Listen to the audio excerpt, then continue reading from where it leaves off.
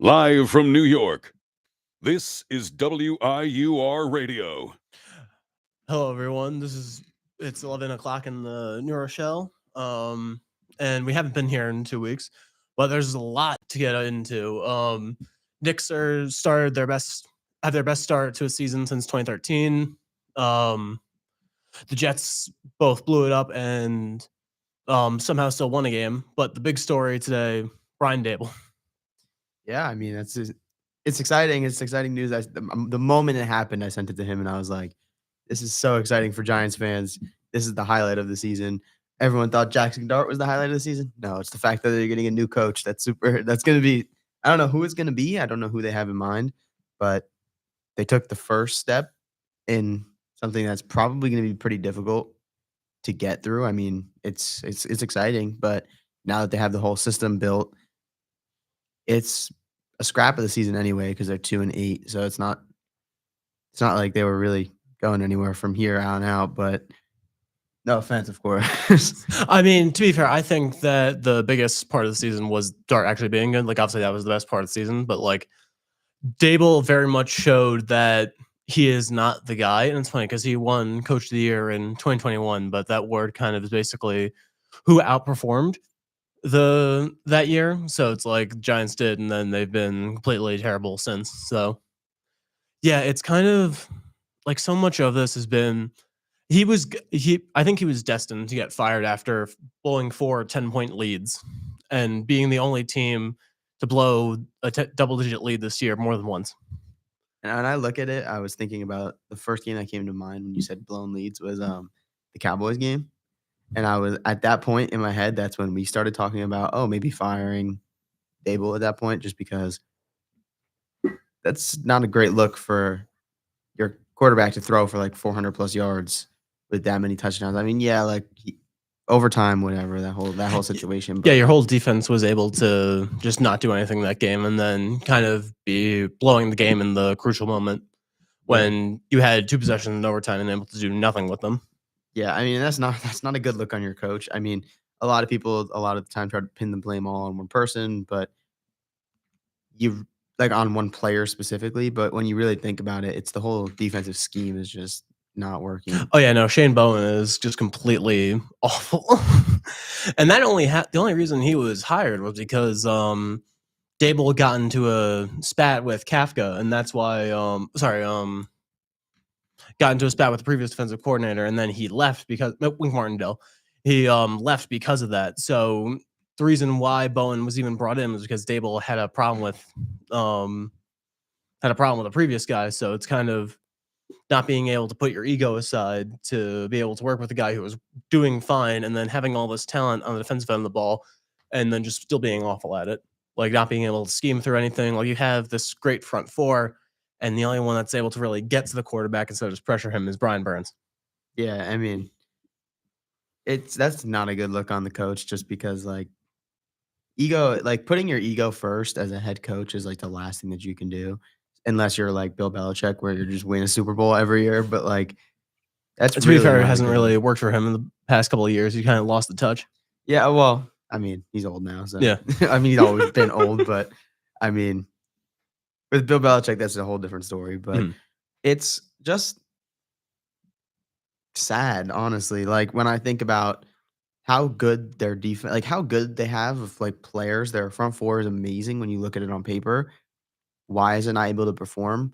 And when it's not for a long time, like the entire season, eventually you have to be like, it's not the player, it's the coach. You can't specifically put the blame on one person, on one player on that roster, besides from, it's the coaching scheme.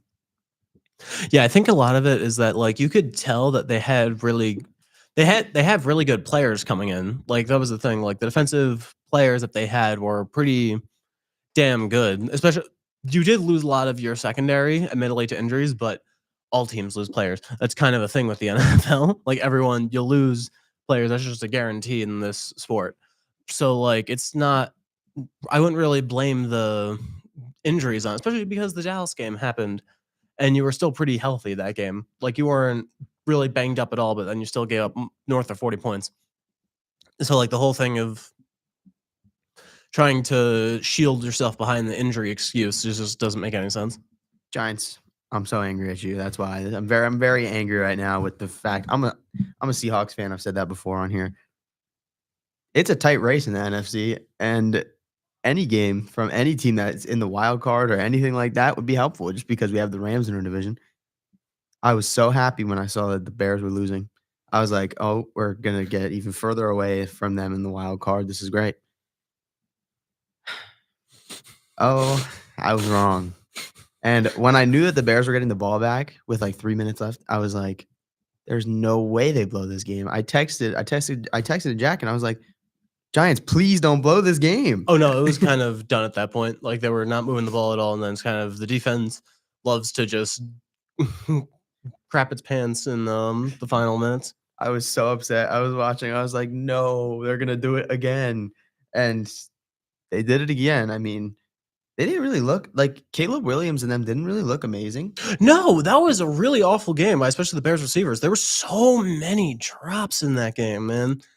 Like I thought everyone had stone hands on the Bears. It was just completely and utterly awful the way they were just dropping everything. That was very much a Giants loss than a Bears win. They were pretty bad that game. And I saw that on it was some like random thing on TikTok about one of these guys like rating all the receivers, and he had Rome Odunze in the top 10 receivers in the league. I'm like, I mean, like he's all right. I don't know about top 10. That's kind of insane, but these Bears fans are delusional now because you guys. I was hoping they would get humbled, but unfortunately, that is not the case. Yeah, no, it's just like the defense has been, again, the 4 blown leads, kind of never been able to fully stop anything because it's like you can't blow 4 games and be like, oh no, it was just stuff happens. Like you can do that with one game. You can do that with like the Cowboys game or something. You could do that with the Broncos game. You could do it with like one of them, but when there's 4 of them in the same year, you can't really stop that at all. Like that's kind of you're done. You've not been able to teach these guys how to finish out a game. And yeah, I mean, it could also you could very much say that was also on the players' execution, but if you aren't able to change it after so many times, it's also on you. It's like this is a very much a the coach kind of was not able to do anything with this team to fully be good at it. Like the offense was pretty solid, especially because of the fact that Dart didn't really have, especially the last game, he didn't really have many people to throw to. Like both the tight ends, Johnson and Bellinger, are like fine, but nothing crazy. Same thing. Look, I think Robinson's good, but he's like much number 2 instead of like a 1, obviously. But Neighbors is supposed to be your 1, and then like Slayton had some pretty good plays in that game. He's always good for some good plays, and then just awful plays. He's very much a boomer bust type of player on every play, it seems. I feel like with the whole execution thing, I'm gonna go and defend Aaron Boone on this one. I remember during playoff time we were talking about it, and I feel like the Yankees kind of had the same situation, but I feel like with Boone, it's more like, oh, his players just don't execute when it comes time, and then he makes like some bad decisions, and then it just always looks bad on him. I don't think Boone should be fired. I know every Yankee fan in the world wants his head every single season that they don't go to the World, well, that they don't win the World Series, which is every season. But with Boone, I think I'm going to defend him there with the whole fact that like they don't, the players don't execute. But I think it's more of the Giants. It's more of a coaching fault than I would say it is with the Yankees, just because we know that the Yankees have the talent to do it, and then they just fall apart like instantly. The bats just fall asleep, or like so that makes it hard for the manager because baseball is different. But I think coaching in football is obviously a lot different from baseball. It's like a lot of a scheme thing because Bowen loves playing prevent defense, even though it's so bad at actually preventing anything. The best thing is like prevent defenses prevents you from winning. pretty much, It's just like it's very much a scheme thing. You can tell. It's like obviously the players are not that great, but like the scheme is always so bad in being able to do anything that kind of just puts a kibosh on you, saying that's like, oh, it's just the players not performing. It's like, no, it's very much the coaching staff not being able to coach these guys up to play in these situations. So it's gonna be a very interesting search. I'm still wondering if Joe Shane is gonna be the GM by the end of this year, or if that's gonna change. Because obviously it seems like now he's being kept, but who knows? Because like he has this roster is not bad per se, but it's nothing great. But like, he has had a lot of misses in the draft, so it's kind of wondering: does he stay? Does he go? Are you letting him have another coach just to see what happens? Because he did draft Dart, who does seem good. Did drive Scattaboo, got Neighbors, although that was pretty easy. That was a Yeah, I think everyone was going you to had pick a top Neighbors 3 there. pick, and you kind of everyone knew that your wide receiver is going to be taken in that draft. Well, top 3, top 4 for get which were the pick was Neighbors, but like you had a very high draft pick, so it wasn't that shocking that you took a really talented receiver. So like he's had a lot of bad drafts with Evan Neal, stuff like that, but then he's been better in more recent going. So maybe he gets another crack at it. Maybe he'll bring in a new head coach, and then if that doesn't work, he gets fired, or maybe he just gets fired this offseason. Who knows? I think they wouldn't fire him until the offseason just because I don't know if mid-season you want to fire a GM because your entire season at that point is just like Well, I mean, it's what's called the trade deadline's over, so it's not like he's really doing anything that substantial. But like, if obviously he's not getting fired mid-season now because if they're gonna fire him mid-season, they would have tossed him out with Dable. They're not gonna fire him a separate week mid-season. Wouldn't make any sense. yeah. I mean, I don't know. I think they're probably going to end up giving him another crack at it just because he's had pretty good picks with the ones that end up working out, but he also has a lot of really bad picks. So it's like it's kind of tough from the owner's standpoint, just because like you can make the argument like, oh, he's drafted somewhat bad with a lot of their picks, but then he hits on a very like hits pretty good on a few of them. So then it's like, it's kind of it's a definitely a hard decision to make. Plus, like you said, I don't think that they're going to toss him out after. If they were going to, they would have done it already, or they'll do it at like in like week 16 or 17. So I don't know. It's a tough decision for the owner to make. He also did swing that trade for Burns, which is a pretty good trade. Yeah, that is true. I mean, wait, where did he end up going? Where the where'd they end up? Yeah, the They got Burns, him from the Panthers. Burns, the linebacker, right? Yeah. Yeah. Okay. He leads the league in sacks, which is insane. That's He's probably gonna be a Pro Bowler, not Pro, Pro Bowl, All Pro this year. yeah. Oh yeah, definitely. Yeah, he's got what like 12 sacks or something like that. Yeah, it's pretty high up there. Yeah, that's insane. I remember we were looking, me and my dad at it was 2 weeks ago we were looking, and it was he led the league in sacks, and I looked at him, I was like, "A Giant leads the league in sacks?" I was like, He's been "That like the doesn't make only much he's been the sense." only one that's been getting sacks in the Giants. Yeah, that's fair enough. Fair enough. But Like what's called, I think Lawrence has like maybe a sack or two. Carter kind of almost got his first full sack this game, but then got called back as a penalty. So it's like you haven't been getting guys that have been anyone else has been getting sacks really. I mean, it'll come around for the defensive lineman. You know the talent is there on the defensive line, so it's like you can't stress about it too much just because I mean the season's scrapped anyway. So at this point, your whole goal is to just keep your players healthy and make sure that nothing really bad happens to them. Just like I would say that about Dart. I would say that about literally anybody on the roster. Dart got hurt, unfortunately. So it's like I don't know what the timeline is looking for like for him coming back, but the whole goal this season at this point is to keep the players that are gonna be returning next year healthy just because the the season's over. It's too late. Yeah. They would have to win out for the rest of the season, and even then, I don't think they would make the playoffs. Yeah, no, another season dead by before Thanksgiving even arrives. Hey, well, that's exciting. You get to, go into holiday season, knowing that your team is not gonna do anything, so at least you don't got the stress of that. I will. Who do you think is gonna get the head coaching gig? That's who would what you I was want? thinking. I have no idea. Genuinely, I have no idea. I've heard people throw around Belichick. Obviously, the media's definitely been throwing that around. Let's call. I think they asked him, and he said, "No, I'm thinking." He said, "I'm thinking about the next game, obviously." So I'm not surprised he's not saying yes. I would love to take the Giants gig. To be fair, I do wonder if that would even be a good idea to get Belichick because like it ended in New England pretty badly. But like maybe if you have a GM ahead in front. Higher ranking than Belichick, like he's the one that's getting the players instead of Belichick. Maybe that will be better instead. But like you also have someone like I wonder if the Steelers flame out, does Tomlin get fired or is he I think gonna he does. get? I definitely think he gets fired. That's another hard decision just because they sit on top of their division. They're 5-4 though, and to me they look like a bust team. Yeah, the Ravens definitely seem like they can easily get that division. Yeah, they ahead of started them. off 1-5 on the season. Now they're 4-5 now. Yeah. So Lamar coming back. Lamar is a beast. I don't know how he does it.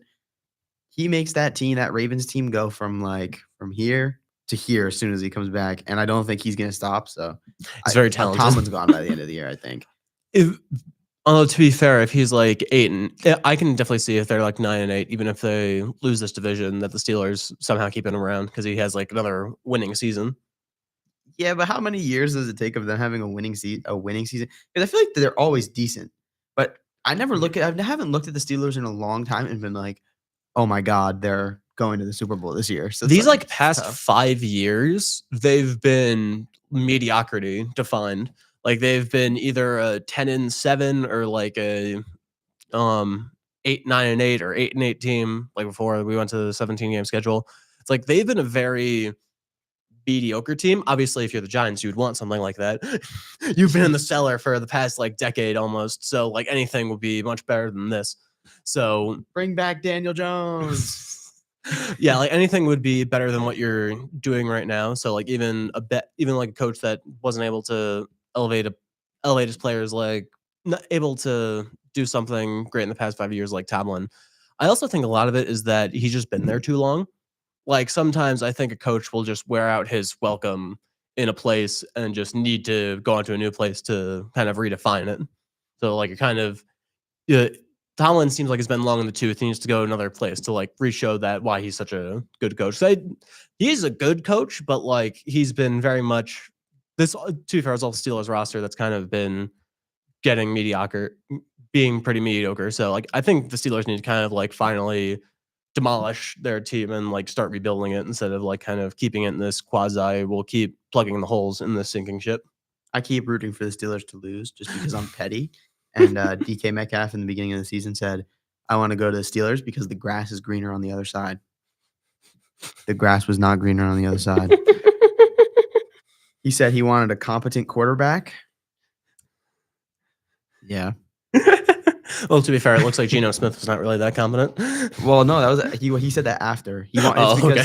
he was angry about Geno Smith getting traded. Well, we traded him away. He was angry about it. He was like, he didn't want to wait around for a rebuild, not realizing that the rebuild would just happen this offseason. So the Seahawks kind of had like a really good rebuild. They're kind of just they literally traded away all their players. I think that's what the Steelers are trying to do, but like not being effective at it. Like well, they picked up Aaron Rodgers, so I don't know how futuristic they're really looking. I'm really wondering when they're going to draft another quarterback in the first round because they did draft Pickett in the first round. But then that kind of just failed. So they've kept going back to like the old retreads, like went to Wilson. Now, I don't know why I can remember Aaron Rodgers' name. It's like you go back to Rodgers now. It kind of reminded me of Indianapolis when they did Matt Ryan into Carson Wentz. Like that kind of tire spinning. We're trying to just find a guy. And obviously they found a guy now, but a lot of it is kind of the Steelers need to kind of, I think, look themselves in the face and kind of realize we need to start doing this over. So when we're on a break, so when we'll be back, we'll be talking about the Jets blowing it up because we haven't talked since then. So yeah, we should definitely go over that.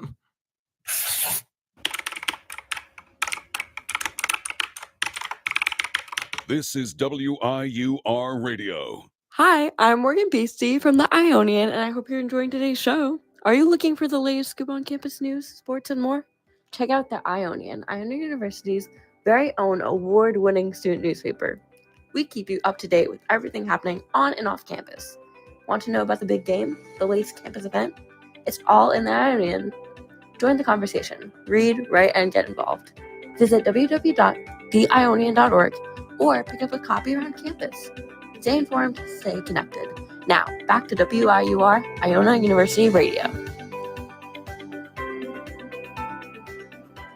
Okay, so we're back, and wow, the Jets finally blew it up.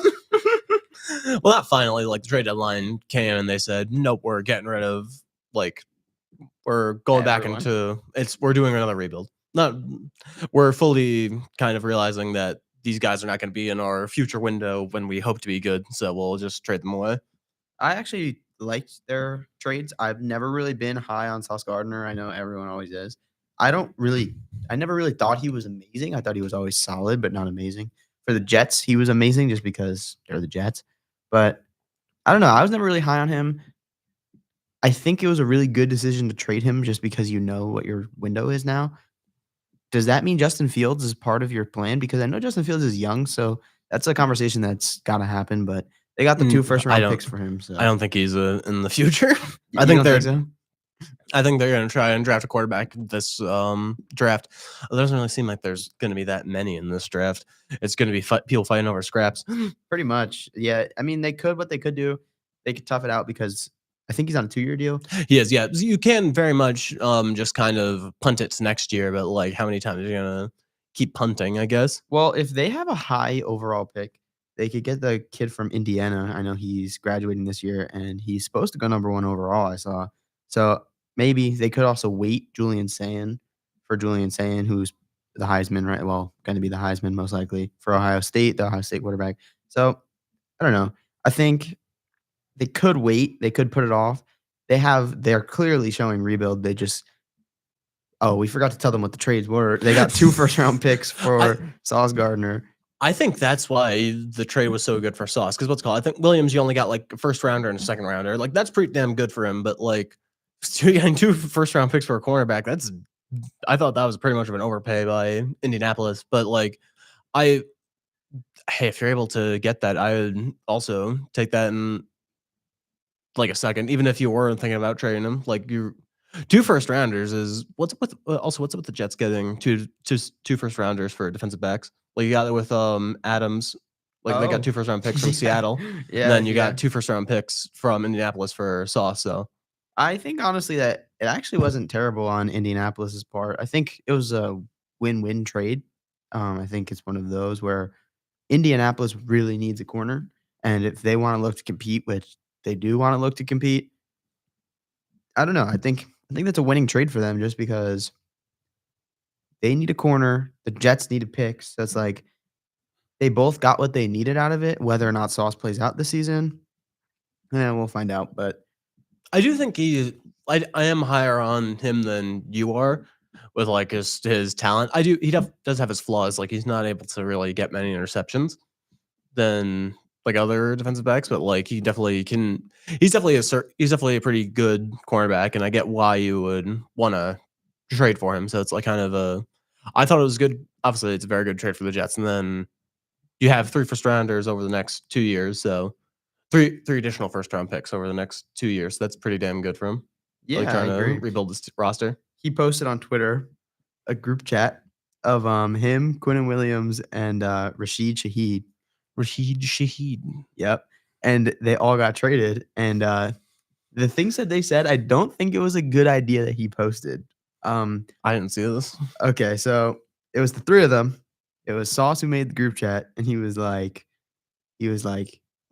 something like, "We're finally going to a winning team." And Rashid Shaheed, he goes, woke up with a quarterback, which is insane. And then Quinnen Williams was like, went to bed 1-7 and woke up 6-2 or whatever. And I was like, posting that on Twitter is absolutely insane. Didn't Quentin Williams go to the Cowboys? Yeah, or 5. Yeah, they're pretty good this year. Record I thought they were pretty. Let me take a. We'll take a look. But Yeah, no, it was been. What's it called? They won against the Browns this week. It's like you had a. I mean, to be fair, it's not like the Browns are a good team. Like they were. no, yeah, they're They were pretty dreadful as well. But like, it's not. It's funny how they traded like 2 of their best defensive players away, and then said, "Okay, yeah, no, let's get." To be fair, a lot of it was very special teams getting 2 return touchdowns. Like Fields had a pretty bad game, but you had those 2 return touchdowns that very much allowed them to win that game. yeah. I mean, that's true. And the Browns are the Browns, to be honest. But they have their own problems. I feel like the Jets and the Browns are two pretty relatable teams, and that's not Oh, yeah, even no. like making fun of them. I genuinely could relate the two of them. One just has higher standards than the other one. The Jets is the same as the Browns, except the Jets have won a Super Bowl in the history of it. Not even like the past 50 years, but just in the history Super Bowl of it. 3, guys. Super Bowl 3. We're in the 50s now, I think. So they got a long way to go. I think we're 60 now. Oh, are we? I think Okay. we're getting very high up there. That was a long time ago, Jets fans, and I'm sorry that you had to go through that. Like I think it was Genuinely. 58 was last year, so I think this is 59. It's like we're very close to being in the 60s. Like it's been over 55 years since the Jets won a Super Bowl. The Seattle Seahawks are the 59th Super Bowl champ. Yep. No, it's gonna be the Chiefs again because of course it is. If they even make the playoffs, honestly. Oh, they're gonna make the playoffs. Yeah, I know. They're it's the Chiefs, man. They're guaranteed to at least get in and be, I think, in the AFC title game. Like that's kind of the I think guarantee. the Patriots are no joke this year, though. I think Oh, they're no, my they've favorite been- out of the AFC. They're definitely pretty good. I think Indianapolis is paper tiger. Really? Yeah, I just think they're such a team that's gonna. They're a very obvious team that's just gonna flame out in the playoffs. Like for round one, I think the first game they played, they're Well, just they're gonna losing. have. I was gonna say they're gonna probably have a bye their first game that they play. I think it depends. They have a really easy schedule. They do, yeah, that's true. Yeah, I just their team, they're the archetype of a team that just feels like it's gonna lose in their first game. I agree. They played a bunch of really, really, really bad teams. Like if you go look at their schedule right now, anyone, you'll be surprised on how nobody noticed that they've played the worst teams in the NFL. Like it's really bad. I think that they're also I've never really been very high on them. I don't think that their defense is that good. I think they're all right. I mean, you have to be all right to at least be 8-2. But Oh yeah, your record is kind of what you are, but then obviously there's some exceptions. yeah, I mean, it's along with the fact that they haven't. Its strength of schedule matters a lot, and I don't think that they've had that.